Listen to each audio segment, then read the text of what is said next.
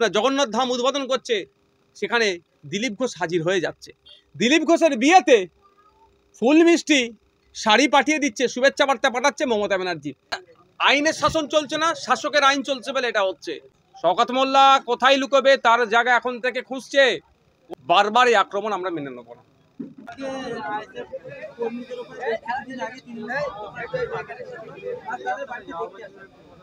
দেখুন, অপরাধ এতটুকুই, আইএসএফকে এরা ভালোবাসে। অপরাধ এটাই, গণতন্ত্র প্রতিষ্ঠা করতে চাই, শান্তির ভাঙড় করতে চাই। সেই জন্যই যারা অন্ধকার জগতের প্রাণী তারা সহ্য করতে পারেনি। এই ছেলে শুধু নয়, এর বৃদ্ধ বাবা মা পরিবারের মহিলা সদস্যদেরকেও বাদ দেয়নি। পুলিশের যে ভূমিকাটা হওয়া দরকার, দুর্ভাগ্য আমাদের সেই নিরপেক্ষতা পায়নি পুলিশের কাছ থেকে। হাতিশালা থানার আন্ডারে এটা পড়ছে, কাছেই এখানে একটা আউটপোস্ট আছে।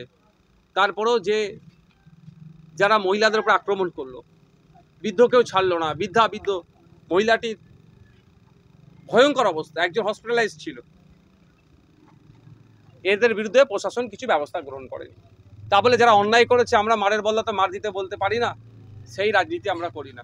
আমরা আইনের দ্বারস্থ হয়েছি, আমরা কোর্টে গিয়েছি, সব ডকুমেন্টস মেডিকেল ইনজুরি রিপোর্ট সহ আমরা জমা করেছি।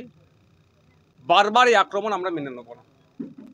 আমরা আশা করব কোর্টের মাধ্যমে যারা সমাজবিরোধী, যারা দুষ্কৃতী, তাদেরকে আমরা টাইট দেবো।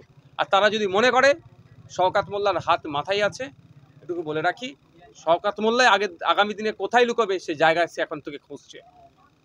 এটুকু তাদের বলে যাচ্ছি, শওকত মোল্লা কোথায় লুকোবে তার জায়গা এখন থেকে খুঁজছে।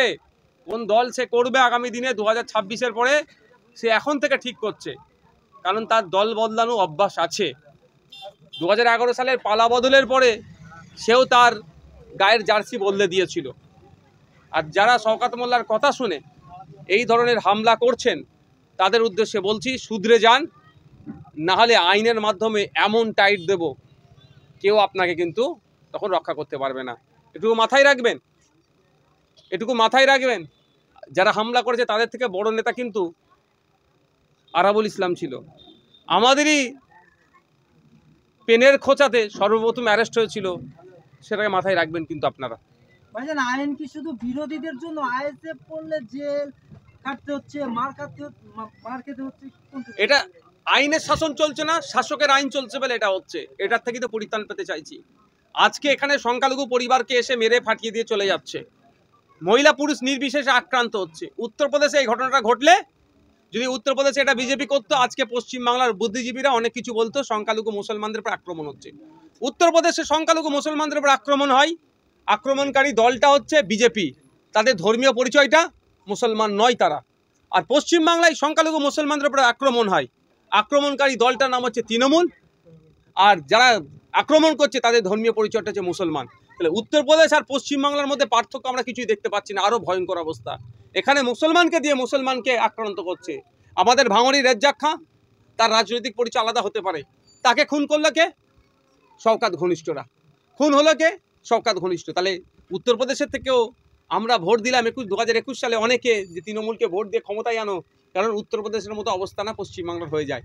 আর আমরা কি দেখছি, এখানে অদূরেই আমাদের মহকুমা বারাইপুরে মুসলিম টোটোওয়ালা সংখ্যালঘু টোটোওয়ালাকে প্রাণে মারার চেষ্টা করেছিল, মূল হোতাকে এখনো গ্রেপ্তার করতে পারেনি। আর সাথে সাথে কোথায়, আপনার দুর্গাপুরে বৈধ কাগজপত্র থাকার পরেও গোরক্ষক বাহিনীরা, বিজেপির নেতারা, বিজেপির যুবনেতা একজন, সে প্রাণে মারার চেষ্টা করেছিল, সেখানেও মূল অপরাধীকে ধরতে পারেনি। তাহলে এখানে উত্তরপ্রদেশ, মধ্যপ্রদেশ, অসমে, গুজরাটে যেটা হয়, মহারাষ্ট্রে যেটা হয় বিজেপি পরিচালিত রাজ্যগুলোতে, পশ্চিমবাংলায় আজকে সেই দিন দেখতে পাচ্ছি। পশ্চিমবাংলাতে আরএসএসের কথাতে তৃণমূল কংগ্রেস রাজ্যটাকে চালাচ্ছে, আর বিভিন্ন জায়গাতে মুসলমানদের উপর অত্যাচার সংগঠিত করছে। কোনো জায়গায় বিজেপিকে দিয়ে, কোনো জায়গায় আরএসএসকে দিয়ে, কোনো জায়গায় বজরং দলকে দিয়ে, তো কোনো জায়গায় তৃণমূলের মুসলমানগুলোকে দিয়ে, আর সাধারণ মুসলমানের উপরে বা বিরোধী যারা মুসলিম আছে তাদের উপরে আক্রমণ চালাচ্ছে। এটা বন্ধ করতে হবে। এটা বন্ধ করতে গেলে মানুষকে জোটবদ্ধ হতে হবে, ঐক্যবদ্ধ হতে হবে। পুলিশ প্রশাসন তখনই কাজ করবে যখন সমস্ত জনগণ ঐক্যবদ্ধ হবে। তবে পশ্চিমবাংলার জনগণের সজাগ হয়েছে যে কিভাবে বিজেপির ভয় দেখিয়ে 2021 সালে ভোট নিয়ে একের পর এক দীঘাতে রাম মন্দির, আপনার জগন্নাথ ধাম উদ্বোধন করছে, সেখানে দিলীপ ঘোষ হাজির হয়ে যাচ্ছে। দিলীপ ঘোষের বিয়েতে ফুল মিষ্টি শাড়ি পাঠিয়ে দিচ্ছে, শুভেচ্ছা বার্তা পাঠাচ্ছে মমতা ব্যানার্জি, আর যে দিলীপ ঘোষ মুসলমানদেরকে দেশ থেকে তাড়াবার জন্য নিধান দিচ্ছে। আমরা বুঝতে পারছি যে বিজেপির সাথে কিভাবে মিলে তৃণমূল রাজ্যটাকে চালাচ্ছে। তো বকলমে এটা আরএসএস আর বিজেপি যেন রাজ্যটাকে চালাচ্ছে, এটা আমাদের বুঝতে অসুবিধা হচ্ছে না। তাই বাংলার জনগণ, ধর্মনিরপেক্ষ মানুষ আর মুসলিম সম্প্রদায়ের মানুষেরা বুঝতে পারছে যে এই রাজ্যটাকে কোন রসতলের দিকে নিয়ে যাচ্ছে। শিক্ষা প্রতিষ্ঠান বন্ধ হয়ে যাচ্ছে, শিক্ষা প্রতিষ্ঠানে টিচার নাই, পরিকাঠামো ধ্বংস হয়ে যাচ্ছে, হসপিটালে ঔষধ নাই, রাস্তাঘাটের অবস্থা শোচনীয়। আমাদের এই 6 লেন থেকে আপনার ভোজরাট পর্যন্ত রাস্তা দুরবস্থা, 6 লেন থেকে আপনার পাকাপোল এইদিকে আপনার গাবতলা বাজার হয়ে সোনপুর ব্রিজের দিকে যেটা যাচ্ছে, আর রাস্তার দুরবস্থা। পোলেরহাটের দিকে রাস্তার দুরবস্থা, শ্যামনগরের দিকে বিভিন্ন রাস্তাঘাটের অবস্থা খারাপ। এই নিয়ে কোনো উন্নতি নাই।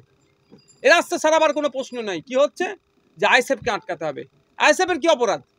বিজেপিকে আটকাবার কথা বলছি আমরা, ধর্মনিরপেক্ষ শক্তির উত্থানের কথা বলছি আমরা, ওই জন্য আমাদেরকে আটকাচ্ছে। আর বিজেপি একের পর এক অনৈতিক কাজ করে বেড়াচ্ছে। ওদের নেতা পুলিশকে জুতো দেখাচ্ছে, তার বিরুদ্ধে কোনো অ্যাকশন নিচ্ছে না। আর আমাদের কর্মীর বাড়িতে ঢুকে মেরে যাচ্ছে, পুলিশ সেখানে যারা মারছে তাদের বিরুদ্ধে ব্যবস্থা গ্রহণ করছে না। দেখা বোঝা যাচ্ছে তৃণমূলের ক্ষেত্রে ইনঅ্যাক্টিভ, বিজেপির ক্ষেত্রে ইনঅ্যাক্টিভ, আর আইএসএফের বা বিরোধীদের ক্ষেত্রে, অন্যান্য বিরোধীদের ক্ষেত্রে একদম ওভার অ্যাকশন নিচ্ছে। এগুলো আমরা বন্ধ করব। সময়ের সাথে আপনাদের এখানে কথা দিয়ে যাচ্ছি, যারা অন্যায় করছে অন্যায়কারীরা ছাড় পাবে না। ভাঙড়ের সরকার ঘনিষ্ঠ একেবারে যে বাইক ছিনতাইয়ের অভিযোগ উঠছে, আইএসএফ নেতা কর্মীর বাইক ছিনতাই করেছে এবং পাইপ চুরির অভিযোগ সেই ভাঙড় বিধানসভাতে শওকত মোল্লা আসার পরে এইসব চুরির একবারে ভাঙড়ের নাম বদনাম হচ্ছে। দেখুন, একটা কথা বলি, যারা তৃণমূল কংগ্রেসের নাম লিখেছে, কিছু মানুষ ভালো আছে আর অধিকাংশ মানুষ কিছু না কিছু অন্যায়ের সাথে যুক্ত। তৃণমূল ঘনিষ্ঠ শওকতের ডান হাত রাকেশ রায় চৌধুরী শুনলাম মন্দিরের জায়গা দখল করে ওর বাড়ি করেছে। 1 নম্বর খতিয়ানের জায়গা কেড়ে নিচ্ছে, সরকারি জায়গা। এগুলো বন্ধ করতে হবে।